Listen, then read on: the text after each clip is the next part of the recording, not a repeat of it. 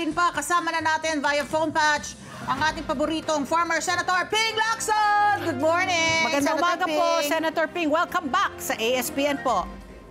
Yeah, magandang umaga, Pati, Ali. Magandang umaga sa mga nakikinig sa atin.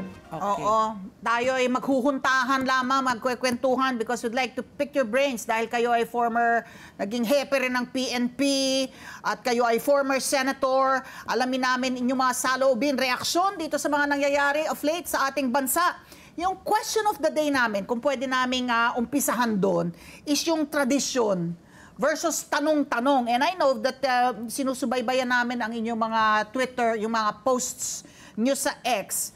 At itong nangyari po kahapon na mainitang pagtatalo sa among the congressmen, no, sa mababang kapulungan, tungkol dun sa tradisyon na dapat nga, dun sa two highest officials of the land, merong parang may formalidad lang, na ikaw nga dapat quorum call, acknowledgement ng resource person, budget presentation, and then it breezes through, no, yung proposed budget po nila. So yung nangyari po kahapon, does the same thing, yung tradition apply, despite the fact that the Commission on Audit has flagged irregularities on how the funds of the Office of the Vice President were spent, Senator? Well, dalawa, no? Talagang mayroong time-honored tradition na pagka-budget ng Office of the President, Office of the Vice President, maski yun sa Supreme Court, yung judiciary, ano yun tama yun, pag-open ng hearing, tapos acknowledgement, tapos mga opening statements, maya konti meron ng motion na i-recommend na sa plenaryo yung budget for approval. So, sa isang banda naman, hindi naman yun na cast in stone, na kasi tradition nga na sinusunod, pero hindi rin mapipigilan kung sino yung miyembro ng komite, Appropriations Committee man o Committee on Finance sa Senado, na magtanong kung meron silang gustong i-clarify. Ang nangyari kasi, kung susundan natin yung mga pangyayari, medyo hindi maganda yung naging sagutan ng una. So ako sumasang-ayon ako kay Congressman Marcoleta saka kay Congressman Ungab na maski pa paano i-honor yung time-honored tradition. Pero tama rin naman yung sa committee chairman na ilagay sa boto. Pero sila. At yun nga, nahinto sa ganon at naging nagkaroon ng balitaktakan. Pero pareho sila tama doon na i-honor yung time-honored tradition. Pero at the same time, hindi rin pwedeng pigilan kung sino man ang miyembro na gusto magtanong. Okay. Senator Ping, no? Kasi kilala talaga kayo na bumibusisi talaga ng budget, 'di ba? Kayo nga talaga yung nagbabantay ng ating kaban. The Sentinel. Oo. Now, my question is, yung inaakusa po ni VP Sara po na ginawang padding from 5 billion, humingi ng 10, naging 15, tapos po sa GAA lumabas po na 24, tapos napunta, kumbaga there were so many numbers that were thrown in. Is that really possible po? With yung in-approve po ng Office of the President dun sa GAA, pero paglabas pa daw doon sa Kongreso, iba na po yung naging budget ng DepEd, tapos na kumbaga ginambol-jambol para po makita yung original ay pinad pa doon. Is that really possible po? Kayo po, bilang po katiga scrutinize po ng budget po. Bibi, ang nire-refer mo yung NEP, yung National Expenditure Program, And the GAA. also known as yung President's Budget. Kasi pag sinubitan ng Office of the President within 90 days or 30 days after makapag-SONA yung budget, talagang bubusisiin yan. Mababago talaga yung hilatsa ng budget. Kasi billion measure yun Ang nangyayari, yung sa NEP pa lang, National Expenditure Program, pagka nilabas yung tinatawag na Appropriations Bill 1, ang tawag namin doon. Dapat yun, Senator Ping, malabo po yung ating linya, choppy kayo, and we are missing out on what you're saying. Importante naman po. Kung kayo po ay mobile. Ayan. Signal. Okay po. Sige po. Signal. Okay. Kasi mobile nga. Oo, you will say po. Yung National Expenditure Program, yun ang President's Budget. Pag pinadala sa Kongreso, ang ilalabas na bill kokopyahin lang yung NEP, no, yung General Appropriations Bill 1, ang tawag namin doon. Pagka nagkaroon na ng mga amendments at ipapasa to sa Senado, ang tawag na namin doon, General Appropriations Bill 2, meaning nagkaroon na ng mga amendments ng mga pagbabago. Hindi na to yung original na National Expenditure Program o President's Budget. Ang masama, di natapos na yung mga pagdinig sa lower house, upper house, at magba-BICAM na. Yung Bicameral Conference Committee, yun ang tinatawag. Nako, ayan na naman. Senator We're Ping. losing you po, Senator Ping. Senator Ping, pwede ba natin maano ulit? Si Senator Ping. Ayusin lang natin yung linya ng komunikasyon natin para maano natin, nasayang yung ating kwentuhan with Senator Ping. So, tinatalakay mo nga, ito yung pinalabas po na video. Video na nagrereklamo siya, humingi daw ng kumbaga ng may tong pats, tapos humingi pa, di ba, yung mga ilang kongresista daw. Yung magkano ng naman parte. sa amin dyan, ng dun parte. sa 5 billion. Oo, sa 5 billion. Para sa construction ng classrooms. Nasabi niya, hindi daw siya sanay sa ganitong transaction. kaya pero I was thinking kasi, nagbitaw dahil siya. devolved di ba? Oo. Devolved sa LGUs, like lahat, no, pati edukasyon. Yung mga papel ng kongresista yun, di ba? Oo. Na humingi ka ng ng budget para sa Sa lahat. distrito mo Oo, para for the sa construction of classrooms. Hindi ko lang alam kung yan ang talagang if it's being kalakaran talaga, ginagawa. Oo. So ayan na, nandiyan na ba si Senator Ping? Ako, Yeah. ayan, Ayan na. Senator, Sorry, ayan. We lost you. You were saying sabi nyo from So sa BICAM, pagdating po BICAM, sa BICAM, Yun ang tinatawag na third chamber, Third na lang yon, moniker lang na binigay yon, third chamber, pero most powerful chamber. Kasi lahat ng pinag-usapan sa lower house at saka sa upper house, pagdating doon, nababago pa. Ang dapat lang nagagawin sa bicameral conference, yung mga disagreeing provisions, yung mga nagkaiba sa provision sa version ng Senado at saka version ng lower house, i-reconcile lang yon. Pero nangyayari, nag-i-introduce ng mga panibagong mga changes, mga amendments na hindi na dapat. Kung labas ito doon sa, halimbawa, hindi naman nagdi-disagree yung provision sa House, yung version ng House at saka version ng Senado, hindi na dapat galawin yon. Pero nangyayari sa BICAM, pati yung pinakikialaman na. Ilan lang naman yun, hindi na yung plenaryo eh. Yung pigusa sa plenary, buong buong House yun, buong Kongreso, buong Senado. Pagdating sa BICAM, mga 15 lang yun mga representatives. Pero nababago. Ang masama pa nito, nagkakaroon lang ng formal opening ng BICAM. At napaubaya na, parang binibigyan ng authority ng members ng BICAM, both houses, yung chairman ng appropriations at saka ng finance committees ng House and Senate. At silang dalawa na lang nag-uusap halos.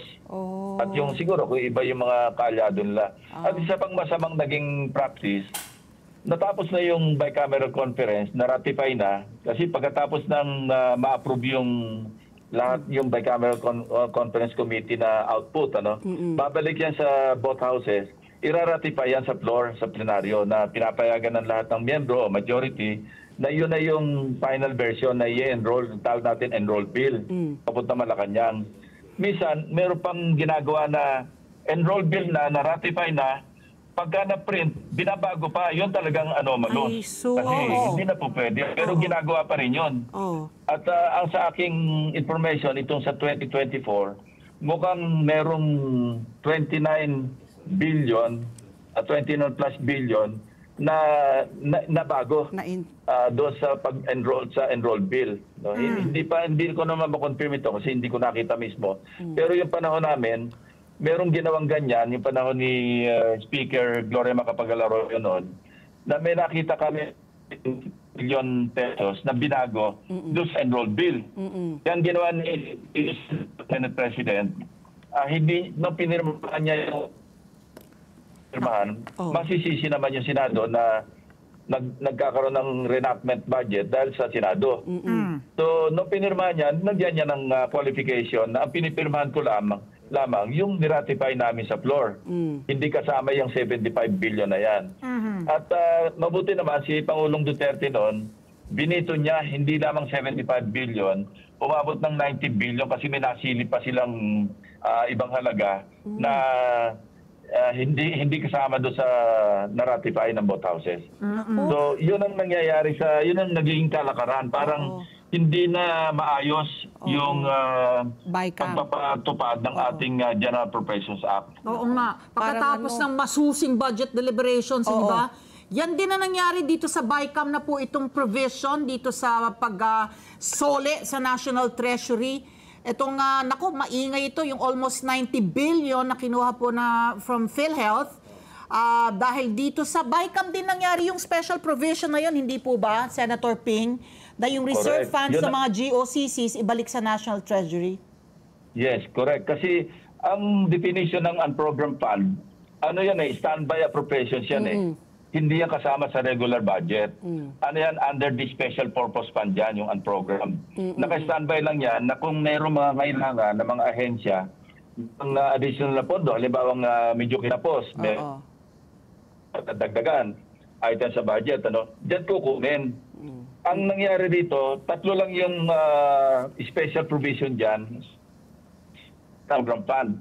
Yung una, pagka yung may excess nasa treasury, may excess na budget, so pwedeng hugutin. Pangalawa, kung merong revenue measure na naipasa para mapondohan yung program fund. At pangatlo, yung tinatag na foreign assisted projects. Ang ginawa sa BICAM, dinagdagan ng dalawang provision. Isinama yung government-owned and controlled corporation at saka yung foreign assisted project. I'm sorry, yung pangatlo pala doon sa regular na special provision, yung approved loan, approved loan. At dinagdag dito sa BICAM, yun nga, yung lahat ng GOCC, nasaklaw ngayon yung PhilHealth kasi ang kategory ng PhilHealth GOCC rin. At yung panglima, yung foreign assisted project, pwede na rin galawin. Pero yung foreign assisted project na yan, siyempre may counterpart tayo. May counterpart yung foreign entity. Yung sa ibang bansa. Kaya paano mo gagalawin ngayon yun? Medyo masalimot din yun. Anyway, balik tayo sa issue. Yung PhilHealth, ginalaw nila. So, yan, nasa Korte Suprema na ngayon. At harinawa, kung makikita ng mga petitioners yung talagang issue. Kasi ang naging sa issue ng mga petitioners, yung parang appeal sa emotion dahil ito yung PhilHealth para sa mga nangangailangan na tulong sa healthcare. Yes. Hindi, ang talagang issue dapat bukin dyan, yung General Appropriations Act is a general law. General law. Yeah. It Yung PhilHealth law, separate. at It's a saka yung special law. amendments, Yeah. pati yung Universal Healthcare, special law. Hindi po pwedeng i-amend ng general law yung special law. Yes. Napaka-basic nun. Kasi ang special law, ito na nga yung parang kinlarify na nga yung general law. Correct. So hindi pwedeng bumalik yung general law na i-amend yung special law. Yes. Ang nangyari, yung GAA being a general law, hindi po pwedeng i-amend yung PhilHealth law. Ang PhilHealth law saka yung Universal Healthcare Act, hindi po pwede kasi ang nakalagay doon, pagka merong excess, babalik yan sa benepisyo ng mga members. Dagdagan yung benepisyo. Yung premium. Correct, oo. Senator Ping, yung nakakabahala po sa sinabi mo, yung babalikan ko lang po yung sa BICAM. So parang the power of the purse is held by just a few. Sabi mo, 15 members po yung nandoon. Is there a way to amend that po? Para po hindi na po makutkot, magalaw. Kasi po, matapang po sinabi po ni VP Sara that Congress, the budget is held by just two people, and she named House Speaker Martin Romualdez and the Chairman of Appropriations and Budget po si Zaldico po ang may hawak na syempre po tinanggihan po ni Congressman Zaldico. Pero po members po sila dito po sa BICAM. At sabi nyo nga na iba na yung landscape po ng Pwede po ba bang galawin po yan para po talagang may check and balance at hindi po ganun kapangyarihan po ang BICAM na pwede po nilang palitan ang na-approve na po? If I recall correctly, nung nasa Senate pa ako, nag-file ako ng bill or resolution na gawin transparent yung bicameral conference. Hindi po pwede kasi yung bicameral conference, ito yung lalo sa budget, ito yung nag-iisang Ako, Senator Ping. Sayang. We're losing you po, Senator. Senator Ping. Parang yun nga, no? Parang yun It's yung held- third chamber, Oo, di ba? na sabi niya, Senado, Kongreso. All of a tapos- sudden, pag BICAM na, And I remember, with 15 members, di ba, sinabi rin niya ni Senator Amy Sabi niya, hindi ko alam paano nangyari yan. Nung ginagawa namin yung budget, di ba, she said, na it was, kunyari, let's say, 5 billion, tapos lumabas na lang nga, naging, ay, yun sa COMELEC, naalala ko. Ayan. Yun sinasabi so, niya. si Senator Ping, you were Ping, saying that you filed a resolution or what, bill para... transparency. Para transparent. Lagyan ng magkaroon ng minutes kasi walang minutes yan eh. Walang minutes. Walang record yan eh. Walang transcript, walang record. Nako, oo. Kanya-kanya lang yan eh. Oo. Yung talagang confined, limited lang doon sa mga members kung ano nangyayari sa BICAM. At ang masama sa BICAM kasi, hindi na gumagana yung BICAM. Formalities na lang yun eh. Oo. Na halimbawang nag-open, okay, inopen na yung bicameral conference. Tapos, magkano yun? Bitin na bitin kami. Tapos Ayan, may ayan, balangkas Senator. tanda. Oo. Senator. Tapos na, pipirmahan na lang. Sa kapal ng libro, pagka ikaw nagbasa pa, bago pumirma, napaka-kontrabida mo na kasi maaabala na yung Madidelay. yung bicameral conference na Report. yung mismong bill na ipapadala sa Malacanang. May pressure. Diba? Naku, dapat talaga pag bumalik kayo sa Senado, Senator hindi Ping. when you return to the Senate, Dapat Senator bubusisiin Ping. nyo talaga yan. Naku, eto na, naintriga ako dun sa pinakahuli mong post tungkol kay Alice Go. Senator Ping, magpapakwento nga kami dahil I'm sure na-monitor ninyo itong hearing ng Senado na kung saan humarap po si Alice Go after po niyang mapabalik sa Pilipinas after they escaped, silang magkakapatid. Na eto malinaw sa inyo na pinaiikutan yung ating mga senador ni Alice Go. But isn't it because takot siya na kasi may death threat siya, hindi niya pwedeng pangalanan. Tapos yung isa pang dahilan niya is yung she was invoking her right against self-incrimination na yung isasagot sa kanya, maaring gamitin sa kanya dun sa mga kaso na isinampa at isasampa laban sa kanya. Senator Ping. Yes, kasi nung nagkaroon ng pagdinig, yung unang pagdinig sa Senado, pagkatapos siyang mahuli sa Indonesia, nagpadala na message yung isa kong dating staff na staff ngayon ng isang incumbent senator at nandun siya mismo. Parang she sounded exasperated and sabi niya, parang nagsusumbong, nagreklamo na sana mga ibang resource person wala sila mapipiga kasi very smart itong si Alice Go. Talagang hindi lang, very adamant sa mga pagsagot. So ako naging curious, ginawa ko, pinanood ko yung reply sa YouTube.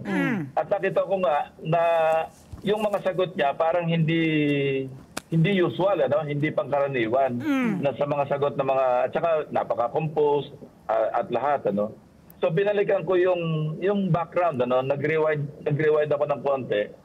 At tama nga, paano nga ang isang Chinese citizen, mapepeke mo lahat yung dokumento relevant do sa pagiging ma-elect ka bilang municipal mayor. Mahirap gawin yun. So kung wala kang, kung hindi ka ganun ka-smart o walang nagdidikta sa'yo, walang tumutulong, nag-aayuda sa'yo, hindi mo kayang gawing mag-isa yun. So plus, di ba may mga lumalabas pang report plus yung mga, yun nga. Ang pinaka inaalala ko noon, kung naging municipal mayor siya sa pamamagitan ng mga peke ng mga dokumento na nagawa niya, hindi malayo na maging congresswoman siya. Kasi sa mga testimonials din ng mga constituents niya, maganda yung kanyang pamamalakad sa Bamban. They really like her. Oo. Yes. Kino-compare nga doon sa mga dating naging alkalde doon. Ibang-iba yung palakad niya. Kasi nga, lahat ng yung nasa municipal coffers, pumupunta sa dapat puntahan sa mga needs at saka sa interest ng kanyang mga kababayan. Quote-unquote, kababayan. So, kung gano'n ang kanyang palakad, Naku, Senator Ping. bilang isang district Oo. representative, naging congresswoman. At kung siya talagang spy, hindi ko naman pinipilit na paniwalaan yung aking Theory. opinion na pwede siya maging spy. Napakadelikado kasi pagka may Congress, may access ka na sa mga highly classified information, mga documents. Dahil nandun ka, mataas na yung security clearance mo. So delikado yun. Kung nag-work na sa foreign government, medyo hindi sa national security natin kung gano'n na mangyayari. At hindi lang yun, baka mamaya dumating panahon, ito, far out na ito, pero hypothetically, in the realm of possibilities, dahil nagawa niya yung mas mahirap gawin na mameki ng dokumento para mahalal bilang punong bayan, baka dumating araw, ma-appoint pa siyang, alam ba, maging senador pa, tapos ma-appoint ngayon na Defense Secretary o National Security, patay na tayo. Kasi naalala ko kasi may nabasa ako noon na true to life ito, natatandaan niyo yung pinroject na Mossad, si Eli Cohen. Si Eli Cohen, pinroject ng Mossad yun, Israeli intelligence, sa Syria. Kasi di ba nagkaroon sila ng 6-day war ba yun? Oo. Ngayon, si Eli Cohen, nung pinroject siya, nag-iba siya ng identity, gano'n din, through fraudulent means.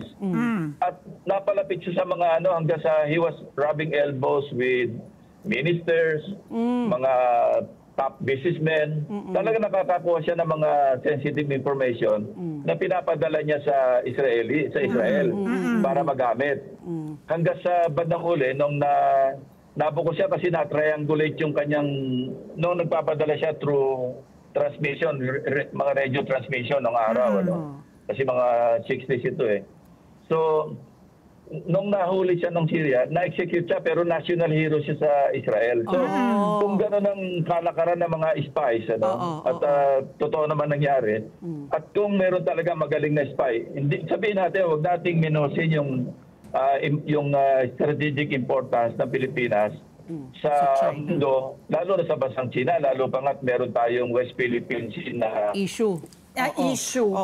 So, kung highly classified information at talagang top level na, ang makukuha ng ibang bansa sa atin, delikado talaga tayo. Correct. Talagang fact is sometimes more strange, is stranger than fiction. Pero aside from that po, Senator Ping, I also want to get your reaction po dun po sa naging hearing po. Kasi marami nagsasabi parang naging circus na po yung hearing. Tapos before that nga, yung paghuli kay Alice Go, yung mga selfie-selfie ng ating mga kapulisan at mga tiga-BI. The manner, the conduct of the Senate hearings, do you think it has been professional, it has been dignified, or do you think talagang parang labo-labo na po yung naging mga hearings po sa Senado? Out of respect sa aking mga dating kasamahan, mas maganda na wag na lang ako mag-comment kasi parang hindi maganda para sa akin na magko-komentaryo pa, lalo kung negatibo yung komentaryo sa kanilang ginagawang pagdinig kasi internal matter sa kanila yun kung paano mag-conduct ng hearing. Okay, Senator Ping, alam namin na ikaw talaga pinalakas mo yung Anti-Money Laundering Act natin of 2001 kung kayo nung nandoon po kayo sa Senado. Isa sa pangunahin po ng mga krimen na iniimbestigahan po ngayon yung itong Pogo operations na to, napakalaking operation po, di lamang sa Bambantarlac, pati yung sa Porac, Pampanga, tapos na ikabit pa yung sa Cebu, na ito yung money laundering activities kung saan di umano, merong, I don't know, 36 bank accounts si Alice Go na pumapasok yung pera, huge sums of money, she cannot account for sila Cassandra Leong cannot account for the almost 7 billion pesos daw yung dapat ginamit na pera para itayo yung construction ng ilan, yung isa 38 buildings, yung isa 46 buildings, yung ganong kalaki na ilang hektarya. 30 hectares ba? Napakalaki pong mga operasyon. When it comes to money laundering, dito po so far po nakakalap ninyong impormasyon as the news come, meron pa kayong gustong gawin para palakasin? Kasi apparently lumalabas yung mga bangko, hindi po re-report yung pasok, merong mga bangko that have been remiss dito po sa pag-report ng pagpasok ng huge sums of money from abroad. Kung ipopurso sana itong kaso na ito, yung napakaraming counts sa violation ng anti-money laundering 87 counts so far. Yes. Ang sabi nga lang, may 1,000 taon yun, on paper lang yan. Pero actually, 40 years naman talagang pagka-perpetua, reclusion perpetua. Maximum 40 years talaga yan. Anyway, pinalakas na kayong Money Laundering Act sa mga amendments. At madali namang itong ma-approve kasi may paper trail. Paper Kaya trail, sana makarating sa logical conclusion at kung talagang nandyan yung mga ebidensya, talagang makonvict itong grupo ni na Alice Go kasi parang pinaglaruan nila yung ating mga batas, pinaglaruan yung ating sistema. No? Kasi na-expose yung vulnerability yung weakness ng ating system, hindi lamang sa yung sa banking system, hindi lamang doon, kundi yung sa PSA, Yes, pati how yung to DFA, become di ba? a Filipino citizen by Marami fraud. nakakakuha ng mga passport Passport. na mga Chinese Filipino passport. Correct, So oo. expose talaga yung weakness ng ating sistema rito. So dapat maging aral na ito sa ating mga institutions na dapat lalong para patibayin nila yung mga security measures. Kasi pinaikutan na lang tayo ng lalo yung mga galing sa China na gusto magnegosyo rito. Sabi mo, ang hirap ng kumuha ng passport ng Pilipino pagkatapos pag yung Chinese, parang ang dali-dali makakuha ng Filipino passport. Correct. Senator Ping, lilihis lang po ako ng konti kasi we don't have much time. Your reaction bilang po dating PNP chief po, dun po sa ginawa pong aresto naman po kay Apollo Kibuloy po sa Davao. May nabasa ko, parang medyo hindi po kayo nagsang-ayon po sa manner, no, the way it was conducted po. Hindi, yun lang yung pagte-telegraph ng mga information, especially yung paggamit ng mga technical equipment. Dapat hindi binubulgar yun. Kasi may mga future operations pa na parang tinetelegraph mo yung kakayanan. At saka yung blow-by-blow account na hindi pa nahuhuli, wag na muna siguro, very general siguro information, magbigay ng specific na may mga sign of life, heartbeat, na kung saan nadidetect ng equipment. Sana wag ipahayag yung ganon kasi nga makokompromise yung operation. Pero hindi ho ba naging overkill na they started with 2,000 tapos at the end parang umabot na rin yata sa 4,000 or 5,000 ang sinasabi po nila na humingi po sila ng augmentation sa iba't mga kapitbahay po ng mga regions para po dagdagan ang security po dyan sa KOJC? Ako, coming from law enforcement, I don't mind the overkill kasi protection yun ng ating kapulisan Ako nga noon, pagka yung mag-rescue kami, sinisigurado ko na ang balance na lamang yung law enforcement, yung sasalakay. Ginagawa ko, ang ratio ko dyan, laging 10:1 Bakit? Kasi psychologically, pag nakita nung kuwari mo na wala siyang patutunguhan, susurrender na lang siya. Pero kung mag-field ka ng mga tauhan na 1-on-1, 1:1, o kaya 2:1, baka manlaban pa. So, yun nga, ang nababiolate lang doon sa aming pinag-aralan tungkol sa pagyera, yung economy of force. Pero sa akin, okay na yun. Kaysa malagasan ka naman ng tao, buhusan mo na ng puwersa para hindi na makaporma yung kalaban at mag-surrender na lang. Ang laki, ang lawak mo, Lawas 30, Nakakalubugin nito na. Iba, 30 hectares. 30 hectares. Hindi ba? Saka hindi Senator mo rin Ping, alam, baka mamaya merong violence na mangyari. September 11 na. Ano po ba ang plano natin sa pagpa-file ng certificate Correct. of candidacy? Hindi nyo ba Baka namimiss gusto ang pagbubusisi sa sa budget, di ba? Ano nyo yun Medyo Lagi nyo lalo na pagka may maganyan, tama. Oo. So ano yung na may po? mga issue, di ba? Next Tapos month na. kating-katika kasi may Kaya gusto nga. kang iambag. And next month na po yung filing of candidacy. Nung huli namin kayong nakausap, sabi nyo po Pag-iisipan mo and he will pray about it. Oo. Nasa ilang na po yung ilang percentage na po ang nasa 80% na ho ba tayo? 90 kasi next month na po ang filing of candidacy. Alam mo, tuloy-tuloy naman yung pakipag-ugnayan namin dalawa ni Tito Sen, Correct. Senator Soto, si partner. Kahapon nga lang magkausap kami. Sabi niya, ano ba? Tayo malapit na ang So kasi siya yung nagsabit ng pangalan ko, gines-candidate niya ako sa NPC, doon sa administrate. Kaya napasama yung litrato ko, pangalan ko doon sa 12 ng slate ng administration. Kasi sabi niya, sinama na kita doon kasi maski hindi ka NPC, independent ka, ilagay ko yung pangalan mo, okay sa kanila. At saka nauna naman talaga, inibitahan na tayong sumama doon sa administrate. Pero nandun, sabi niya, baka mamaya magtawagan na. Sabi ko, pag malapit ang tumawag, di doon na tayo mag-uusap ulit. At talagang pinag-isipan ko magaling.